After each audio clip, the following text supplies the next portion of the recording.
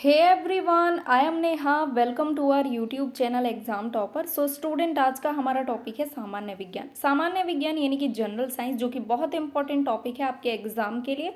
और आपके सभी एग्जाम में इस टॉपिक से ना कई क्वेश्चन जो है, कई सारे क्वेश्चन पूछे जाते हैं। सो इम्पॉर्टेंट रहेगा, लास्ट तक देखते रहिए। और कई सारे स्टूडेंट बोल रहे हैं कि मैम साइंस की वीडियो मत बंद कीजिए, तो मैं कोशिश करूँगी कि मैं डेली साइंस की वीडियो लेकर आऊँ, साइंस और जीके फॉर एसएससी जीडी। तो क्वेश्चन जो बन सकते हैं आपके एग्ज़ाम में, उसी लेवल के क्वेश्चन मैं यहाँ लेकर आई हूँ। और आज देखिए, वीडियो जो है वो डार्क मोड पर है। सभी लोग बोल रहे थे मैम डार्क मोड पर कराइए, तो बिल्कुल आज से जितनी भी वीडियो आपको मिलेंगी सब डार्क मोड पे होंगी। मैं भी जानती हूँ कि इससे जो है आँखों पे कम मतलब आँखों पे जो है कम इफेक्ट पड़ता है इसका, जो फ़ोन से जो रेज निकलती है उसका। तो वीडियो देखते रहिए आप लोग लास्ट तक। ओके, टॉप 35 क्वेश्चन मैं इस वीडियो में लेकर आई हूँ। और एक क्वेश्चन होगा जिसका आंसर आपको करना होगा कमेंट बॉक्स में। सभी क्वेश्चन हम लोग डिटेल और इम्पोर्टेंट फैक्ट के साथ देखेंगे। चलिए स्टार्ट करते हैं। फर्स्ट क्वेश्चन, एल्यूमिनियम का प्रमुख अयस्क कौन सा है? तो करेक्ट आंसर यहाँ पर क्या हो जाएगा, बताइएगा सभी लोग। एल्यूमिनियम का अयस्क यहाँ पर आपसे पूछा गया है। आंसर करना है आप सभी लोगों को। एक्चुअली मैं कलर देखती हूँ कि डार्क मोड पे कौन सा कलर सही से दिखेगा। ओके, तो एल्यूमिनियम का अयस्क होता है बॉक्साइट। ऑप्शन नंबर डी यहाँ पर हो जाएगा करेक्ट आंसर। एल्यूमिनियम का प्रमुख अयस्क क्या होता है? बॉक्साइट होता है। देखिए, यदि मैं यहाँ पर बात करूँ एल्यूमिनियम की, तो ये एक रासायनिक तत्व होता है जो कि धातु रूप में पाया जाता है। और ये जो है एल्यूमिनियम ऑक्साइड और आयरन ऑक्साइड और कुछ अन्य अशुद्धियों से मिलकर बना होता है। याद रख लीजिएगा, डी ऑप्शन इसका करेक्ट हो जाएगा। अगला क्वेश्चन है, वनस्पति तेल से वनस्पति घी बनाने में किस प्रक्रिया का प्रयोग किया जाता है? वनस्पति तेल से वनस्पति घी बनाने की प्रक्रिया जो है क्या कहलाती है? सीधा सीधा आंसर कीजिए। तो करेक्ट आंसर हो जाएगा ऑप्शन नंबर डी, हाइड्रोजनीकरण। हाइड्रोजनीकरण कहलाती है वह प्रक्रिया जिसमें वनस्पति तेल से वनस्पति घी बनाया जाता है। अब मैं आपको थोड़ा डिटेल में बता देती हूँ। देखिए, उच्च दाब पर निकिल उत्प्रेरक की उपस्थिति में हाइड्रोजन वनस्पति तेलों से संयोग करके उन्हें वनस्पति घी में बदल देता है। तो इसी प्रक्रिया को क्या कहा जाता है? हाइड्रोजनीकरण कहा जाता है। चलिए अगला क्वेश्चन देखेंगे। बेकेलाइट के विनिर्माण के लिए प्लास्टिक उद्योग में किसका प्रयोग किया जाता है? तो बेकेलाइट के विनिर्माण के लिए प्लास्टिक उद्योग में प्रयोग किया जाता है फिनॉल का। बी ऑप्शन यहाँ पर हो जाएगा करेक्ट आंसर। देखिए, यहाँ पर यदि मैं बात करूँ बेकेलाइट की, तो जो बेकेलाइट होता है ये एक आरंभिक प्लास्टिक होता है। यदि इसकी खोज की मैं बात करूँ तो लियो बेकेलैंड ने इसकी खोज करी थी। किसकी खोज? बेकेलाइट की। जो लियो बेकेलैंड थे ये बेल्जियम के एक रसायनज्ञ थे, ये भी आपको याद रख लेना है। तो क्वेश्चन के अकॉर्डिंग बी ऑप्शन आपका एकदम करेक्ट आंसर हो जाएगा। अगला क्वेश्चन है, फोटोग्राफी की फिल्म बनाने के लिए सिल्वर के कौन से लवण का उपयोग किया जाता है? तो फोटोग्राफी की फिल्म बनाने के सिल्वर के जिस लवण का प्रयोग किया जाता है उसे कहा जाता है सिल्वर ब्रोमाइड। करेक्ट आंसर क्या हो जाएगा? Option number D. Silver bromide की यदि मैं बात करूं तो ये एक नरम हल्के पीले रंग का और पानी में अघुलनशील जो है नमक होता है। याद रख लेना है, जो सिल्वर ब्रोमाइड होता है। Correct option number D. और एक और चीज़ मैं आपको बता दूं, देखिए पीडीएफ आपको हमारे टेलीग्राम चैनल पर सभी वीडियोस के मिल जाएंगे। चैनल का नाम है एग्ज़ाम टॉपर। यदि डिस्क्रिप्शन वाली लिंक वर्क नहीं कर रही है तो आप डायरेक्ट टेलीग्राम पर जाकर सर्च कर लीजिए एग्ज़ाम टॉपर, चैनल आपको मिल जाएगा। चलिए इस क्वेश्चन का आंसर कीजिएगा। निम्न में से किस एक कार्बनिक यौगिक की गंध फलों जैसी होती है? वह कौन सा कार्बनिक यौगिक है जिसकी स्मेल फलों जैसी होती है? तो वह है एस्टर। ऑप्शन नंबर बी हो जाएगा करेक्ट आंसर। ओके, अब मैं बात करूं एस्टर की, तो एस्टर वे पदार्थ होते हैं जो आम और अल्कोहल की रासायनिक क्रिया से बनते हैं। सुनिएगा, आम और अल्कोहल की रासायनिक क्रिया से बनते हैं जो एस्टर होते हैं। तो इसीलिए इनकी स्मेल जो है वो फलों के जैसी होती है। क्वेश्चन के अकॉर्डिंग बी ऑप्शन एकदम करेक्ट आंसर है। अगला क्वेश्चन, दूध ग्रंथियों को दूध के श्रवण हेतु उत्तेजित करने वाला हार्मोन कौन सा है? तो करेक्ट आंसर यहाँ पर हो जाएगा ऑक्सीटोसिन हार्मोन। देखिए जो ऑक्सीटोसिन हार्मोन होता है ये दूध ग्रंथियों को दूध के स्रवण के लिए जो है उत्तेजित करता है, जो ऑक्सीटोसिन हार्मोन होता है, जिससे कि दूध जो है बनता है। ओके, चलिए बी ऑप्शन हो जाएगा करेक्ट आंसर। अगला क्वेश्चन है कौन सा हार्मोन गर्भधारण में सहायक होता है। तो जो हार्मोन गर्भधारण में सहायक होता है वो होता है एस्ट्रोजन। एस्ट्रोजन यहाँ पर हो जाएगा करेक्ट आंसर। और एक और मैं इस हार्मोन के बारे में बता देती हूँ। जो एस्ट्रोजन हार्मोन होता है ये गर्भपात का खतरा भी कम कर देता है। गर्भपात का खतरा जो है कम हो जाता है इस हार्मोन की उपस्थिति के कारण। चलिए अगला क्वेश्चन, डीपीटी इंजेक्शन का प्रयोग किन बीमारियों के लिए किया जाता है। देखिए आपको पता होना चाहिए कि डीपीटी इंजेक्शन जो होता है किस लिए, किन बीमारियों में प्रयोग किया जाता है। तो ये प्रयोग किया जाता है डिप्थीरिया, काली खांसी, टिटनेस। अब मुझे पता यहाँ पे क्या लगा, कुछ लोग करेंगे कि पी से पोलियो, डी से डिप्थीरिया, टी से तपेदिक सॉरी, या फिर ऐसा करके, लेकिन ये यहाँ पर नहीं होगा। यहाँ पर क्या हो जाएगा, डिप्थीरिया, काली खांसी, टिटनेस। काली खांसी को और क्या कहा जाता है, तो पर्टूसिस कहा जाता है, याद रख लेना। तो डी से डिप्थीरिया, पी से पर्टूसिस और टी से टिटनेस। ओके, बी ऑप्शन यहाँ पर हो जाएगा करेक्ट आंसर, याद रख लेना है। क्या होगा यहाँ पे, बी ऑप्शन आपका एकदम राइट आंसर हो जाएगा। चलिए नेक्स्ट क्वेश्चन देखेंगे, डेंगू बुखार किसके द्वारा होता है। तो जो डेंगू बुखार है ये होता है मादा एडीज मच्छर के द्वारा। सी ऑप्शन यहाँ पर हो जाएगा करेक्ट आंसर। अब मैं आपको बता दूं डेंगू बुखार के बारे में। देखिए ये तो आप सभी जानते हैं कि मच्छरों के द्वारा फैलता है। ओके, और मच्छरों में भी कौन सा, क्योंकि देखिए सबकी कैटेगरी जाति प्रजातियां होती हैं ना इनकी भी, तो ये होता है मादा एडीज मच्छर के द्वारा। अब होता क्या है कि जैसे कि मादा एडीज मच्छर है ना, उसमें डेंगू वायरस है और वो यदि किसी स्वस्थ व्यक्ति को जाकर काट ले तो उस व्यक्ति को क्या हो जाएगा, डेंगू हो जाएगा। ओके, फिर वही मच्छर किसी दूसरे व्यक्ति को काट ले तो फिर क्या हो जाएगा, फिर दूसरे व्यक्ति को भी डेंगू हो जाएगा। तो इस प्रकार से डेंगू जो है फैल जाता है। ओके, और डेंगू जो है बहुत ही एक डेंजर फीवर होता है, इसमें व्यक्ति की डेथ भी हो जाती है।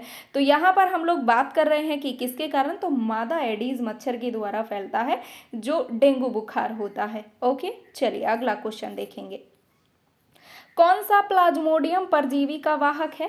तो इनमें से देखिए जो मच्छर है ना ये प्लाज्मोडियम परजीवी का वाहक है, ये तो सभी जानते हैं आप लोग, और जो नहीं जानते वो ध्यान कीजिएगा। प्लाज्मोडियम परजीवी का वाहक होता है मच्छर। अब कैसे, देखिए जो मलेरिया रोग होता है वो किसके कारण होता है, तो प्लाज्मोडियम परजीवी के कारण होता है। और मच्छर की यदि बात की जाए तो मादा एनाफिलीज मच्छर के द्वारा जो है मलेरिया होता है, प्लाज्मोडियम परजीवी, और इसका वाहक होता है मच्छर।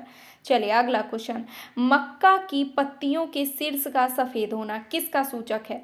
ओके, तो यहाँ पर करेक्ट आंसर क्या हो जाएगा, देखिए मक्का की पत्तियों का जो शीर्ष भाग होता है वो सफेद हो जाता है, किस कारण, तो जिंक की कमी के कारण। याद रख लेना है ऑप्शन नंबर ए, और जिंक को हम Zn से डिनोट करते हैं, याद कर लीजिएगा। अगला क्वेश्चन है, निम्न में से किस अंग में भ्रूण का विकास होता है। तो भ्रूण का विकास होता है गर्भाशय में, और गर्भाशय को यूट्रस भी कहा जाता है। ए ऑप्शन हो जाएगा करेक्ट आंसर। अब आपको इस क्वेश्चन के बारे में बता देती हूँ। देखिए जो गर्भाशय होता है, जो यूट्रस होता है, उसके दोनों तरफ क्या होती है, ओवरी होती है, जो गर्भाशय से फेलोपियन ट्यूब द्वारा जुड़ी होती है, जो कि पर मंथ एवोल्यूशन द्वारा ओवरी से ओवम निकलता है और वो ट्यूब में आ जाता है। तो इस प्रकार भ्रूण का विकास होता है गर्भाशय में, यानी कि यूट्रस में। चलिए अगला क्वेश्चन देखेंगे, शरीर में ऑक्सीजन का परिवहन किसके द्वारा होता है। तो ये तो बताने की ज़रूरत ही नहीं है, आरबीसी। ऑप्शन नंबर बी हो जाएगा करेक्ट आंसर। अब कुछ लोग बोलेंगे मैम रॉन्ग आंसर बता रही हैं, हीमोग्लोबिन होता है, तो बिल्कुल हीमोग्लोबिन ही होगा। अब आप मुझे ये बता दीजिए कि हीमोग्लोबिन कहाँ मौजूद होता है, रेड ब्लड सेल्स में मौजूद होता है ना, या फिर वाइट ब्लड सेल्स में होता है। ऑब्वियसली रेड ब्लड सेल्स में होता है हीमोग्लोबिन। तो यहाँ पर देखिए ऑप्शंस जिस प्रकार से दिए हुए हैं वो राइट आंसर हो जाएगा। जाएगा option number B red blood cells. अब मैं बात करूँ रेड ब्लड सेल्स की, तो जीवन काल पूछा जाता है 120 डेज का होता है। और रेड ब्लड सेल्स की हमारे बॉडी में संख्या कितनी होती है, तो 50 लाख होती है। और 50 लाख को हम 5 मिलियन बोल सकते हैं ना, बिल्कुल 5 मिलियन बोल सकते हैं। तो 50 लाख हमारे बॉडी में संख्या होती है और हीमोग्लोबिन के कारण ही हमारे ब्लड का लाल रंग होता है।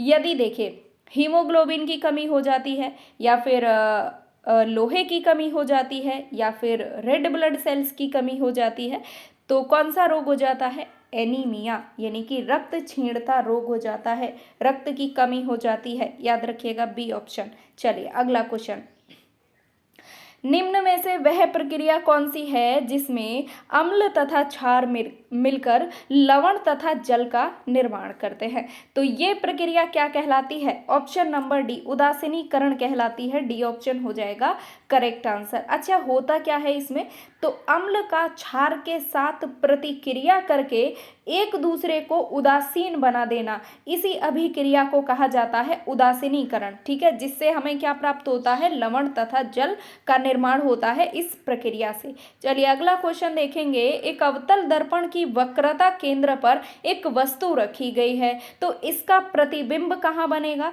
तो इसका जो प्रतिबिंब बनेगा वो बनेगा फोकस और वक्रता केंद्र के बीच किसी बिंदु पर। ओके, यहाँ पर डी ऑप्शन करेक्ट आंसर है। अगला क्वेश्चन है, निम्न में से कौन सी धातु उच्च तापमान पर भी ऑक्सीजन के साथ प्रतिक्रिया नहीं करती है, तो इंपॉर्टेंट क्वेश्चन है भाई ये वाला, वह कौन सी धातु है जो उच्च तापमान पर भी ऑक्सीजन के साथ प्रतिक्रिया नहीं करती है, तो वो धातु है सोना। बी ऑप्शन हो जाएगा करेक्ट आंसर। सोना बोले तो गोल्ड, और गोल्ड को हम AU से डिनोट करते हैं। इसका एटॉमिक नंबर होता है 79, ये भी आपको याद रख लेना है।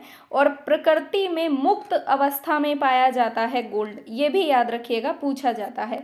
अगला क्वेश्चन है, 3D फिल्में देखने के लिए कौन सा चश्मा प्रयुक्त किया जाता है, तो 3D मूवीज देखने के लिए लेंस पेलोरॉइड का जो है प्रयोग किया जाता है, लेंस पोलराइड्स का प्रयोग किया जाता है। सॉरी, प्रोनाउंसिएशन थोड़ा मिस्टेक हो गया मेरा, लेंस पोलराइड्स का जो है प्रयोग किया जाता है 3D मूवीज देखने के लिए। D option.